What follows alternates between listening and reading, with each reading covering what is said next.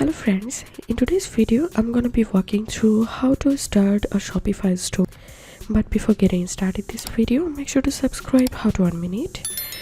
So first of all, open shopify.com, and now if you have a Shopify account, then you can log into your account by clicking here, or you can start 14-day free trial. So for that, enter your email address here and click on 14-day free trial and give a password here. Create your store.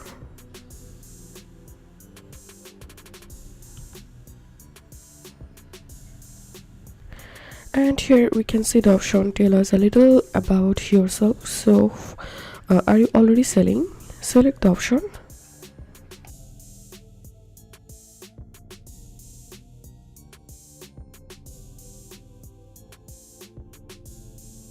And here you have to add your address, your country, first name, last name, and city, postal code, your phone number, and if you have any personal website, then you can enter it here, and this is optional field. So fill up this form and click on enter my store. And here you can see I've successfully created a store on Shopify, and now you can add product to your store. You can customize theme. So I'm going to adding a theme for my store,